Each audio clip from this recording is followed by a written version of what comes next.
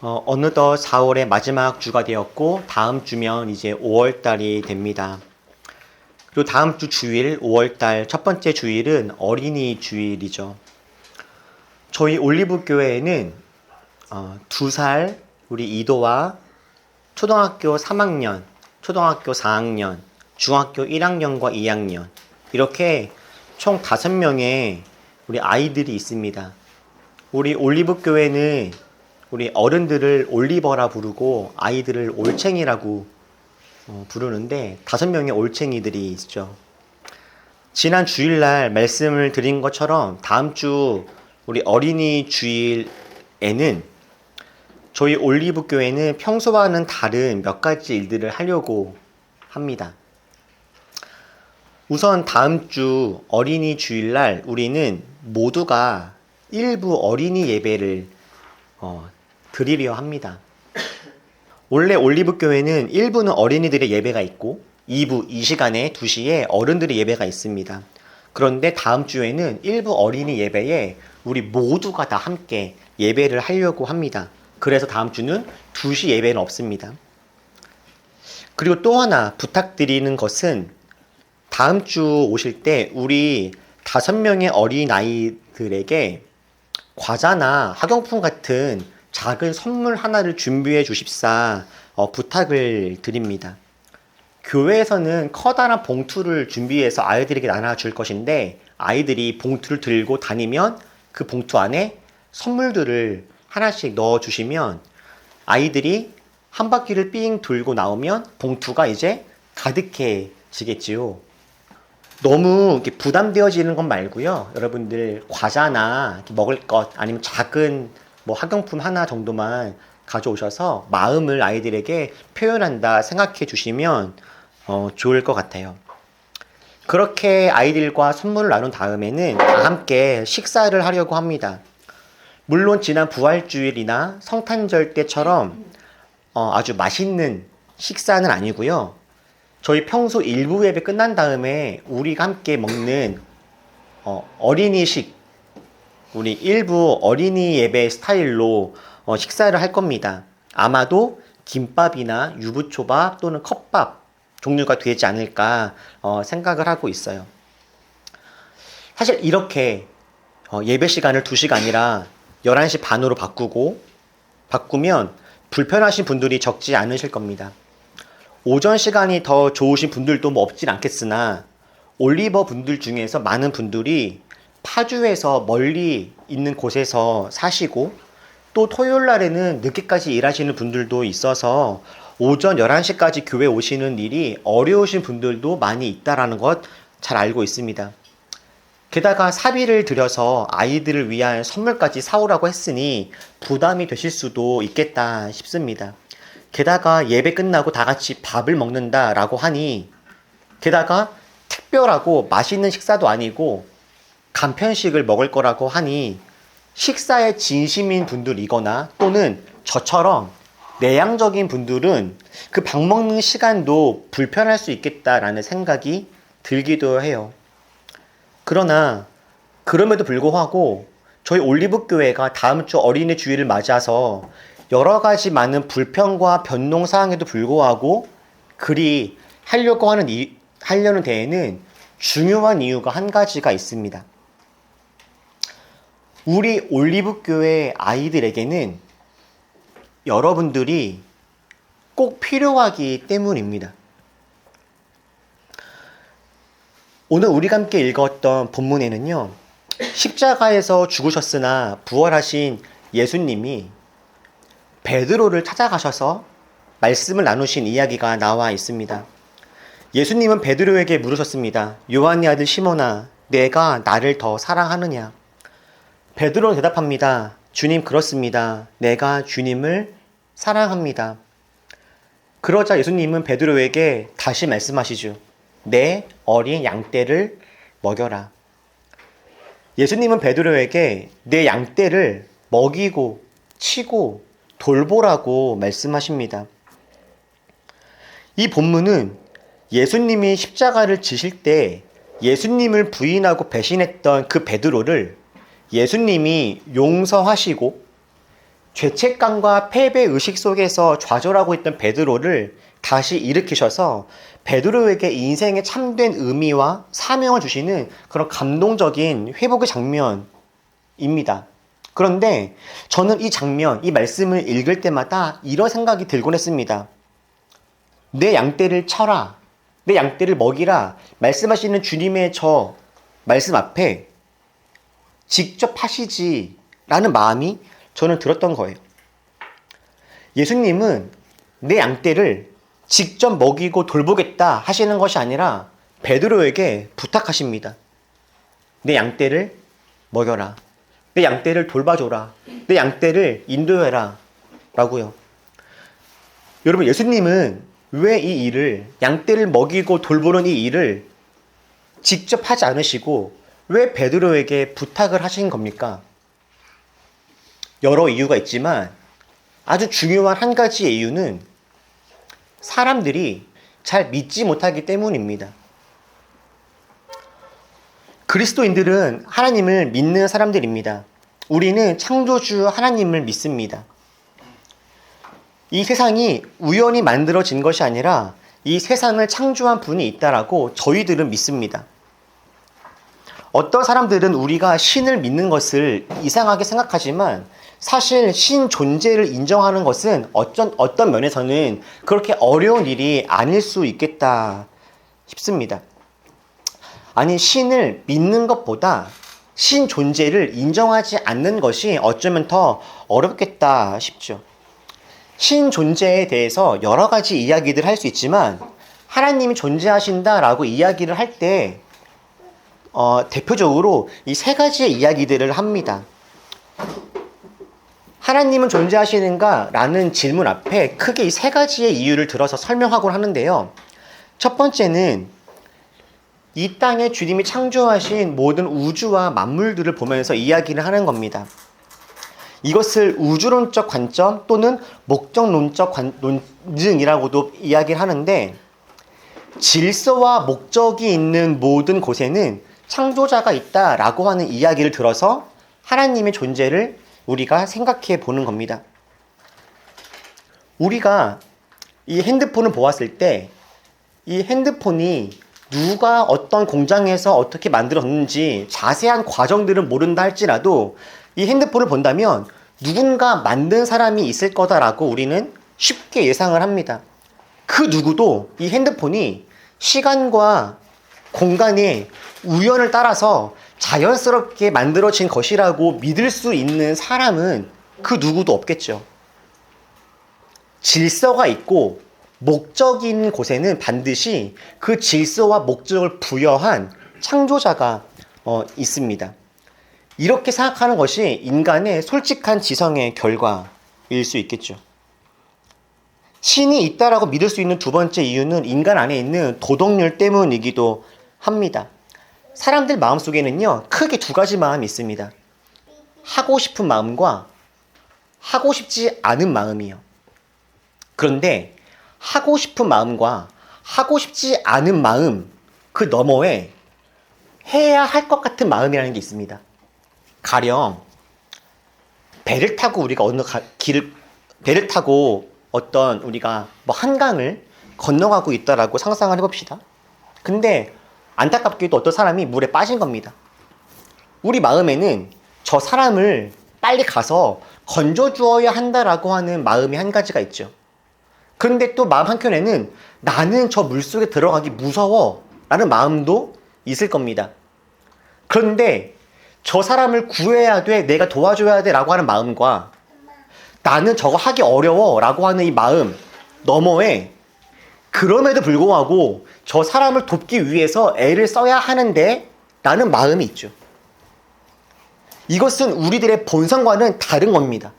우리 인간의 본성으로 무엇인가를 하고 싶고 하기 싫은 것, 그 본성 너머에 해야 하는데 또는 하지 말아야 하는데 라고 하는 마음이 우리 인간 마음에는 있습니다. 누구는 이 마음을 그냥 통틀어서 양심이라고 표현하기도 하지만 이 양심을 넘어선 정말 우리가 진화론적 생존 본능으로 치부하기에는 참 설명하기 어려운 신비로운 도덕성이 우리 인간 안에는 있다라는 거예요. 이걸 보면 우리 인간을 창조한 창조 그 너머 세계에 어떤 존재가 있지 않아야 할까라고 생각해 볼 수 있게 돼요. 뿐만 아니라 갈망 논쟁이라고 하는 것도 있습니다. 이 생명체가 느끼는 본능적이고 보편적인 갈망은 그 갈망 자체로 어떤 대상이 있음을 유추할 수 있다라고 하는 이야기인데요. 이런 겁니다. 가령 태어나자마자 어떤 아이가요, 배고픔을 느낍니다. 배고픔을 느끼는 그 갈망 자체는 먹을 것이라고 하는 것이 존재한다라고 하는 것을 반영할 수 있다는 거예요. 우리가 잠을 자고 싶은 욕구가 있지 않습니까? 잠을 자고 싶은 그 욕구 자체는 잠이라고 하는 것이 있다라고 하는 것을 이렇게 반증하는 라는 것이죠.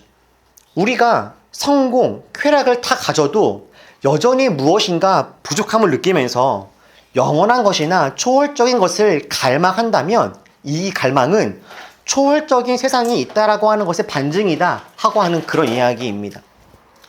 사실 이 세 가지 외에도 성경, 그리스도인들의 삶, 그리고 역사, 그리고 예수님의 삶과 그분의 말씀, 여러 가지를 통해서 우리는 하나님의 존재를 인정하고 믿을 수 있습니다.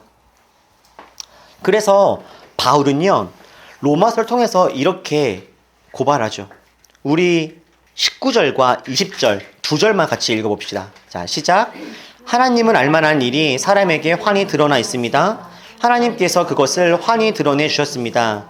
이 세상 창조 때로부터 하나님의 보이지 않는 속성, 곧 그분의 영원하신 능력과 신성은 사람이 그 지으신 만물을 보고서 깨닫게 되어 있습니다. 그러므로 사람들은 핑계를 댈 수가 없습니다. 정직하고 솔직하게 삶을 돌아다 보면 하나님을 믿는 것, 주님을 따르는 것, 하나님이 원하시는 삶을 살아가는 것, 그렇게 삶의 방향을 잡는 것은요, 그렇게 어렵지 않다 싶어요. 그런데 이렇게 하나님을 인정하고 따르려고 해도 저희들처럼 먼 곳에서부터 이동해서 이렇게 교회까지 와서 예배를 드리는 우리들이라 할지라도, 특별히 신앙이 있는 부모 밑에 자라서 어릴 때부터 교회를 나와서 신앙생활을 하고 있는 우리 올챙이들이라 할지라도 그들도 믿기 어려운 사실이 한 가지가 있습니다. 예수님이 베드로에게 부탁을 하셔야만 할 만큼 그렇게 믿기 어려운 일이요. 그게 뭐냐면 이 말씀을 믿는 겁니다. 우리 다 같이 함께 읽어보죠. 자, 시작. 주 너의 하나님이 너와 함께 계신다. 구원을 베푸실 전능하신 하나님이시다. 너를 보고서 기뻐하고 반기시고 너를 사랑으로 새롭게 해주시고 너를 보고서 노래하며 기뻐하실 것이다. 하나님이 우리들을, 여러분들을, 여러분 한 명 한 명을 어떻게 바라보시는지에 대한 말씀입니다. 여러분, 하나님이 여러분들과 함께 하신답니다. 구원을 베푸실 전능하신 그 하나님이 여러분들을 보면서 기뻐하신답니다. 여러분들을 반기신답니다. 여러분들을 보면서 노래하고 기뻐하실 거랍니다. 다른 번역본에서는요, 기쁨을 이기지 못하신다라고 나옵니다. 기쁨을 이기지 못한다. 여러분, 기쁨을 이기지 못하는 게 뭔지 아시겠습니까? 기쁨을 이기지 못한다. 너무 기뻐서 소리를 지르는 거예요. 너무 기뻐서 그 힘을 주체하지 못하는 겁니다. 이게 기쁨을 이기지 못하는 거 아니겠습니까? 근데 누가요? 하나님이 누구를? 여러분들을 보면서 기쁨을 이기지 못할 만큼 좋으시대요. 이 말씀이 믿겨지십니까? 하나님이 나를 보면서 기쁨을 이기지 못하신다라고 하는 이 말씀이 여러분 믿겨지세요? 많은 사람들이 하나님을 믿습니다. 하나님이 있다, 있을 거야 라고 생각합니다. 그리고 하나님의 그 말씀을 따르고 순종하려고 노력도 합니다. 그러나 그럼에도 불구하고 하나님이 나를 사랑하시고 그러므로 나는 하나님의 기쁨이 될 만한 그런 특별한 사람이야. 나는 존귀한 사람이야. 나는 하나님을 기쁘시게도 할 만큼 그렇게 대단한 사람이야. 라는 자기 자신에 대한 사랑을 우리는 잘 하지 못합니다. 우리가 만약에 하나님을 믿고 주님 말씀을 믿는다면 당연히 이 말씀도 믿어야 합니다. 내가 누구인지, 나는 하나님이 기쁨을 이기지 못할 만큼 사랑할 만한 그런 존재임을 우리는 함께 믿어야 하지만, 하나님을 믿으면서도 우리는 우리 스스로에 대해서 이렇게 믿을 수가 없어요. 왜 그렇습니까? 태어나면서부터 그렇지 않다라는 이야기를 우리는 너무나 많이 듣고 살아가기 때문입니다. 우리가 살아가는 이 세상이 어떻습니까? 이 세상은 사람들을 어떻게 평가하나요? 과거에는 신분으로 사람을 평가했던 적이 있습니다. 왕, 귀족, 주인이라면 대단한 사람, 좋은 사람이라고 이야기하고, 상인, 평민, 종들은 무시하고 하대합니다. 근대가 되면서는 성취를 이루고 성공한 사람, 명예가 있는 사람, 권력이 있는 사람들은 좋아하고 높여주지만 실패하고 힘이 없는 사람들은 무시당하죠. 지금 우리가 살아가고 있는 21세기 한국 사회는 어떻습니까? 지금 이 사회는 사람을 단 한 가지로 평가할 겁니다. 소비력. 이 사람이 소비할 수 있는 능력이 있는가 없는가. 과거에는 그래도 이 사람이 성취한 게 있는가 없는가를 봤는데, 요즘에는 그런 것도 보지 않습니다. 공부 1등 못해도 괜찮습니다. 사업에 성공하지 못해도 괜찮아요. 그냥 소비력만 있으면 됩니다. 이 사람이 직업이 없고 직장이 없고 아무 일도 안 한다고 하더라도 돈을 쓸 수 있는 능력이 출중한 사람이라면 괜찮습니다.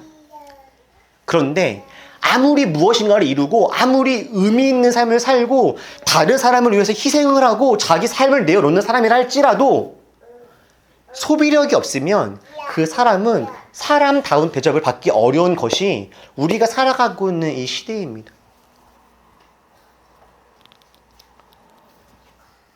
문제는 이 세상만 사람들을 이렇게 평가하는 것이 아니라, 우리가 이 세상 속에 살아가다 보면 우리도 우리들을 이렇게 생각하고 평가하게 되더라라는 거예요. 무엇인가 성취한 것이 있으면 자신감이 생기다가도 돈이 없고 하는 일이 잘 안 되고 그러면 나는 별것이 아닌 것 같은 사람으로 느껴집니다.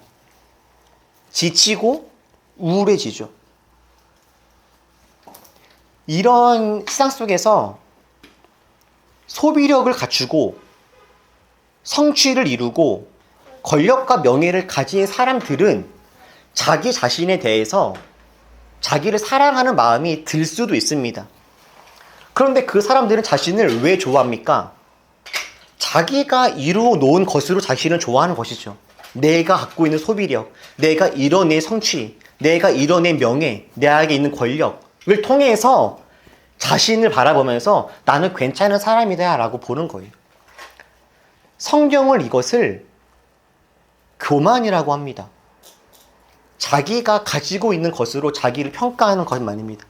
반대로 자기가 가진 것이 없고 이루는 것이 없고 성취를 못했고 실패를 많이 했고 특별히 돈이 없으면 그 사람은 열등감 속에 살아갑니다. 열등감. 성경은 이건 역시도 교만이라고 합니다. 잘난 척을 해야만 교만인 것이 아니라 자기가 가지고 있는 것으로 자기 자신을 평가하려고 하는 것을 역시 교만이라고 하는 거예요.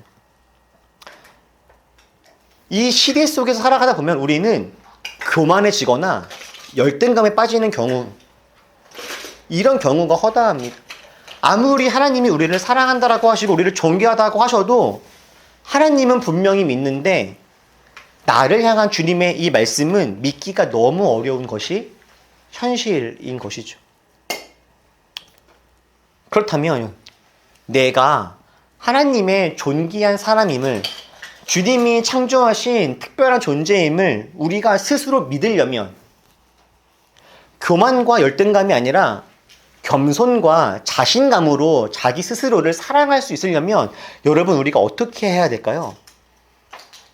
그 비밀과 핵심을 바울은 로마서에서 이렇게 이야기했습니다. 같이 읽어보죠. 시작. 그러므로 믿음은 들음은 믿음이 어떻게 생기냐면 믿음은 들어야 생깁니다. 들어야. 내가 하나님 안에서 괜찮은 사람이야. 나는 존귀한 사람이야. 나는 하나님의 자녀야. 라는 이 말씀, 이 진리를 우리가 믿을 수 있으려면 들어야 합니다. 그리고 무엇을 듣느냐면 그리스도를 전하는 말씀을 들어야 되는 거예요. 그냥 사람들의 쓸데없는 이야기나 진리가 아닌 이야기를 많이 들으면 그 말을 믿게 될 겁니다. 너 별거 아니야. 너 돈도 없잖아. 넌 패배자야. 이런 말을 들으면 그 말을 믿게 되죠. 그러나 그리스도를 전하는 말씀을 들으면 그 말씀을 믿게 될 겁니다. 나는 하나님의 자녀이고 하나님의 존귀한 사람이며 하나님이 나를 사랑하신다는 이 이야기. 여러분, 이 이야기를 들으려면 누군가 말해주는 사람이 있어야겠죠. 이 이야기를 누가 말할 수 있겠습니까? 하나님의 눈으로 나를 바라봐 주는 사람들만이 이 이야기를 할 수 있는 겁니다. 하나님의 눈과 하나님의 시선으로 나를 하나님의 눈으로 바라봐 주는 사람들만이 저를 그렇게 말해주겠죠, 저에게. 목사님은, 당신은 하나님이 사랑하신 사람이에요. 당신은 참 사랑스럽습니다. 당신은 참 귀합니다. 라고 하나님을 믿어서 하나님의 시선이 있는 사람들만이 그 이야기를 저에게 해줄 겁니다.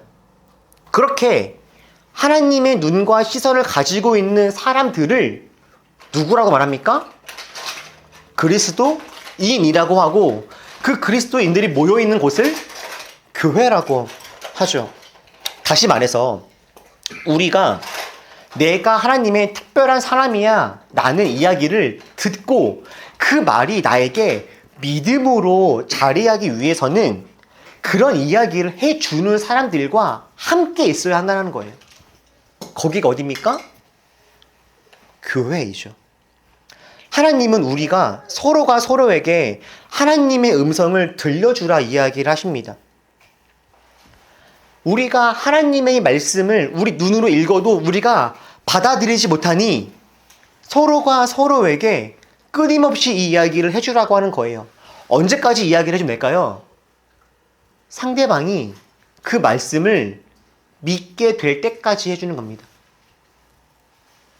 그 이야기를 자꾸 해줘서 자꾸 나를 안아주고 자꾸 내 손을 붙잡아주고 자꾸 아무것도 아닌 것 같은 나와 함께 해주고 자꾸 아무것도 아닌 것 같은 나를 위해서 누군가가 헌신해주고 사랑해주는 모습을 한 번, 두 번, 10번, 1년, 5년, 10년, 20년 해주면 어느새 나 어쩌면 하나님이 사랑하시는 특별한 사람일 수도 있나 보다 라고 믿어지는 순간들이 오는 거예요. 믿음은 내 스스로 믿어야지 라고 애를 쓰는 것이 아니라 그렇게 믿어지는 겁니다. 사랑을 들음으로, 하나님의 목소리를 들음으로 말이죠. 그래서 하나님은 우리에게 교회를 주신 것이고, 교회 없이는 혼자서는 이 말씀을 믿기는 너무너무 어렵습니다. 내가 아무리 거울을 보고 나는 하나님의 특별한 자녀야 라고 10번 외쳐도 그것이 정말 우리 내면화가 되기에는 너무너무 어려워요. 우리는 믿기 위해서 들어야 합니다. 믿어질 때까지 말이죠. 여러분, 우리 아이들이 살아가는 세상을 여러분들 상상해 보시죠. 여러분들도 그 시간들을 거치지 않았습니까? 초등학교, 중학교, 고등학교. 우리 아이들이 살아가는 이 세계는 정말 경쟁과 폭력이 난무합니다. 여전히 우리 아이들이 살아가고 있는 이 세상은 돈, 성공, 성취, 권력으로 사람들을 줄 세웁니다. 아이들은 아주 어릴 때부터 인정투정에 내몰리고 친구들에게 사랑받기 위해서, 친구들과의 무리에서 따돌림 받지 않기 위해서, 선생님에게 인정받기 위해서 아둥바둥합니다. 그 안에서 공부를 잘하고 친구들에게 인기를 얻는 아이들은 금세 교만해지고, 공부가 뜻대로 안 되고 친구들에게 인기가 없는 아이들은 자존감을 잃어버립니다. 성공을 하든 실패를 하든 결국 교만해지거나 열등감에 빠지는 경우들이 너무너무 많은 그런 시기가 되는 거죠. 자기가 별것 아니라고 쓸모없는 사람이라고 생각을 하게 되어지는 경우들도 많죠. 자기가 성취를 한 사람이면 한 사람일수록 성취하지 못한 사람들을 이해하기가 어려워지기도 합니다. 너가 열심히 했었어야지. 근데 여러분, 공부가 뭐라고요? 친구들의 그 인기가 뭐라고요? 비진리가 진리인 것처럼 이 시대는 우리 아이들에게 끊임없는 가스라이팅을 해나가고 있죠. 다행히 가정이 건강해서 그 아이가 이뤄낸 성취와 관계없이 존재 자체만으로도 사랑을 받는 아이들도 있죠. 그런 아이들은 그나마 그래도 건강한 정서를 가지고 삶을 살아갈 수도 있지만, 그럼에도 불구하고 아무리 가정이, 부모님이, 주위 환경이 사랑을 많이 주는 환경이라 할지라도 그 아이가 자신의 건강한 마음과 상태를 가지고 버텨내기에는 그 아이가 마주해야 될 이 세상은요, 정말 각박합니다. 일주일 내내 그 폭력과 경쟁과 참혹함 속에서 나는 정말로 하나님 안에서 특별하고 존귀한 사람이야 라고 하는 그 자존감을 가지고 살아가는 것은 정말 어려운 일이에요. 그래서 특별히 우리 아이들이 이 세상에서 교만함도 아니고 열등감도 아니고 누구를 무시하는 것도 아니라 정말로 스스로를 사랑하면서 이웃들을 무시하지 않고 사랑하는 사람으로 건강하게 자라가기 위해서는 우리 아이들이 끊임없이 들어야 되는 겁니다. 하나님의 마음을, 하나님의 목소리를. 언제까지요? 믿겨질 때까지. 내가 공부를 못하고 학교에서 왕따를 당하는 경우도 있지만 그래도 나는 하나님의 특별한 사람이구나. 내가 비록 다른 친구들과 비교했을 때 잘하는 것이 별로 없고 내가 키가 작고 외모가 다른 사람들 비교했을 때 뛰어나지 않다 할지라도 나는 그래도 이 자체로 아름다운 사람이구나 라고 스스로를 사랑할 수 있게 되려면 그렇게 이야기해주는 사람들이 훨씬 더 많아져야 되는 거예요. 그리고 이건 하나님의 눈으로 아이들을 바라봐 주는 사람들의 모임, 그리스도인들의 모임, 교회가 아니면 결코 할 수 없는 것입니다. 정말 얼굴이 이쁘고 공부 잘하는 사람들은 사랑받겠죠. 그런데 그때 받는 그 사랑과 인정은 그 사람 자체로 말미암아 받아지는 찬사가 아니라 그 사람이 가진 것으로 말미암은 것입니다. 그것이 사라지면, 없어지면 언제 다른 이야기를 듣게 될지 몰라요. 그래서 지금 칭찬을 받는 사람들도, 아이들도 마음속에는 불안함과 막막함이 있죠. 우리에겐 하나님의 눈으로 서로를 봐주고 하나님의 목소리를 대신 말해주는 사람들이 더 많이 필요합니다. 사랑하는 여러분,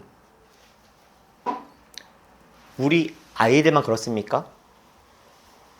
사실 하나님의 목소리를 들어야 되는 것은 우리 아이들만은 아닙니다. 우리 모두가 그러합니다. 우리 모두는 하나님은 인정하지만, 하나님은 믿지만 내가 하나님 안에서 특별하고 괜찮은 사람이라는 것을 믿기는 너무너무 어려울 수 있습니다. 혹 우리 안에 그런 자존감이 좋으신 분, 강하신 분들이 있다면 여러분, 그것이 진짜 참 믿음일 겁니다. 그것을 믿고 살아가십시오. 그러나 우리들에게도 역시 그 믿음을 갖기 위해선 그렇게 이야기해 주는 사람들이 더 많이 필요해요. 저는 그래서 하나님이 우리를 이렇게 올리브교회로 불러주셨다라고 믿습니다. 저는 최소한 올리브교회 안에서 모든 올리버들은 서로가 서로를 하나님의 눈과 마음으로 바라봐 준다라고 저는 믿고 그런 교회가 되기를 정말 꿈꾸고 기대합니다. 여러분, 다음 주 힘들고 어렵지만 11시 반 일부 예배 오셔서 우리 아이들에게 하나님의 목소리가 되어 주십시오. 아마 어쩌면 여러분 중에서 많은 분들은 우리 5명의 아이들, 올챙이들의 얼굴도 지금 기억 못 하시는 분들도 아마 있을 겁니다. 그러나 그럼에도 불구하고 하나님이 창조하신 너는 있는 모습 그대로 사랑스럽다. 너는 존재 자체로 귀하다라고 우리는 모두가 다 그렇게 믿는 분들이라고 저는 확신합니다. 그러니 여러분 오셔서 아이들을 너는 존재 자체로 귀하다라고 하는 것을 말로, 손으로, 선물로 들려주는 겁니다. 아이들이 이상하다 느껴질 만큼이요. 그래서 아이들이 혹시 나 정말 하나님 안에서 괜찮은 사람인 건가? 라고 아이들이 오해할 수 있게요. 분명히 학교에서는 사람들은, 친구들은 돈이 많고 잘생기고 공부를 잘해야지 인정해 주는데 그렇지 않은 나라도 괜찮은 건가? 라고 아이들이 알 수 있도록 여러분 진리를 선포해 주십시오. 안타깝게도 우리가 아무리 이 진리를 선포한다 할지라도 일주일에 단 1시간, 2시간 이 시간은 우리 아이들이 살아가고 있는 수백 시간의 일상에서의 그 폭력적이고 참혹한 그 시대 속의 이야기를 상상해 봤을 때 비교할 수 없을 만큼 작지만 하나님이 이 시간만큼이라도 사용하셔서 우리 아이들이 비진리에 눌려서 살아가는 것이 아니라 진리 속에서 찬란하게 자라가는 아이들로 변화시켜 주실 거다. 그렇게 우리 소망하면서 나아갑시다. 그리고 우리 서로가 서로에게 하나님의 목소리가 되어 줍시다. 저는 지난주에 개척교회 목사님들을 불러서 세미나를 하는 교단 교육에 다녀왔습니다. 월요일날 가면 금요일날 돌아와야 되는 4박 5일의 과정이 있는 그런 시간이었습니다. 개척교회 목사님들 또는 개척을 하실 분들을 불러서 개척 세미나를 하는 시간이었는데 저는 함께 교회를 개척하시는 많은 분들의 이야기도 듣고 싶었고 개척교회 목사로서 무엇을 배워야 할까라고 하는 마음으로 참여를 했습니다. 그런데 총 월요일부터 금요일까지 18번의 강의 1시간 반 90분짜리가 18번 있는 그런 무시무시한 시간이었는데요. 첫 번째, 두 번째, 세 번째, 네 번째, 다섯 번째, 여섯 번째 강의를 들을 때마다 공통적으로 반복되어지는 이야기가 있었어요. 개척교회 잘하자고 우리를 부른 거 아니겠습니까? 개척교회에서 성공하자라고 저희를 부른 거 아니겠습니까? 그런데 이야기를 듣다 보니까 개척교회를 해서 성공한다라고 하는 것의 이야기가 제가 이해하는 것과는 달랐습니다. 강의를 하러 오신 분들은 보통 다 개척교회를 성공하신 분들을 모신 것 같았어요. 근데 그때 성공이라고 하는 것은 이런 것이었습니다. 교회를 개척한 다음에 50명이 되게 하는 것, 그 다음에는 100명이 되게 하는 것, 그렇게 100명만 만들면 300명 되는 교회나 500명 되는 교회에서 스카우트 갈 거라고 하는 정보를 듣게 되었습니다. 그런 사례가 아주 많다 하더라고요. 그렇게 성공하신 분들이 여러 분 오셔서 강의를 해주셨어요. 이야기를 듣고 있는데 동의가 되지 않았었습니다. 나는 그렇게 하려고 개척한 게 아닌데? 아니 올리브 교회가 50명이 되면 다른 교회를 왜 갑니까? 이 좋은 데 놔두고 올리브 교회가 100명이 돼서 하나님의 눈으로 서로에게 하나님의 목소리가 되어주는 사람들이 100명이 있는 교회를 만들었다면 다른 데 왜 가죠? 다른 데 가면 아마 돈을 더 많이 줄 수는 있을 것 같긴 합니다만 여러분 그렇게 하려고 개척한 게 아니거든요. 거기 가서 성공이라고 한 단어를 정말 이틀 동안 100번쯤 들은 것 같은데요. 제가 생각하는 성공과는 너무 다른 성공의 이야기여서 수요일, 목요일, 금요일까지 더 들을 수 없겠다라는 마음으로 도망쳐 나왔습니다. 밤 10시에. 그곳에 있으면서 저는 여러분들 보고 싶었어요. 여기 사람들은 성공을 그렇게 보지 않을 건데, 여기 계신 분들은 서로를 다 하나님의 눈으로 바라볼 텐데, 우리 지금 실패한 상황에서 성공을 위해 가는 것이 아니라 우리는 이 자체로 너무 지금 충분한데 라고 여기는 사람들과 함께 있고 싶다. 빨리 교회 가고 싶다. 그래서 수요일날 아침 일찍 교회 나왔는데, 아, 여기가 내가 있어야 할 곳이구나 라는 생각을 또 하게 되었죠. 여러분, 우리 다음 주에 너네들은 아직 성공하지 않았잖아. 열심히 하면 성공할 수 있어. 열심히 하면 너도 좋은 사람이 될 수 있어. 너도 최선을 다하면 특별한 사람이 될 수 있어. 그런 소리를 평생 듣고 살아갈 수밖에 없는 우리 아이들에게 하나님의 목소리가 되어주시고, 옆에 계신 분들에게 하나님의 목소리를 들려주십시오. 우리 그렇게 어린이들에게, 서로가 서로에게 하나님의 목소리가 되어서 믿음을 심어주는 우리 올리브교회가 되었으면 좋겠습니다. 기도하겠습니다.